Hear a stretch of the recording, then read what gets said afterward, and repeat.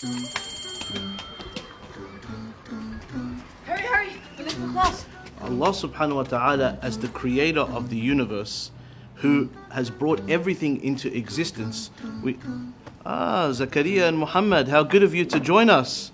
Hopefully you enjoyed your fatta and wara'ana at recess. So, what were we saying? You were explaining how Allah subhanahu wa ta'ala created the world. Aha, that's right. But Sheikh, I had a question. Yes. If Allah created the world, then who created Allah subhanahu wa ta'ala? Okay, that's all right, that's all right. That's actually a very interesting question. But before I think we answer that question, we should first know who Allah subhanahu wa ta'ala truly is. Well, isn't Allah the one who created everything? And wasn't He here before everything else? That's right, Bilal. Allah is al-awwal, the first. That means there was nothing before Him.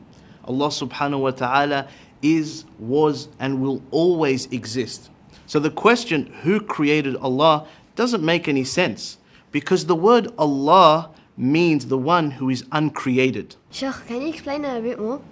Okay, Muhammad, can you come to the front, please? So, Muhammad, can you draw for us a square that's also a circle? That doesn't make any sense. It's either a square or a circle. That's exactly right.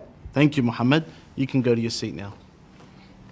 So, asking the question, who created Allah, is like asking somebody to draw you a squared circle. It just doesn't make any sense. I get it now, Sheikh.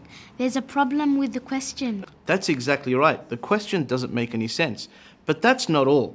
If we say Allah subhanahu wa ta'ala was created, then we would have to ask, who created Him? And then we would say, well then, who created Him? And that would go on and on and on forever. And the entire world would never have existed. Let me give you an example. Aisha, if you wanted to sleep over at your cousin's house, would you have to ask your parents for permission? I'd ask my mum. That's exactly right.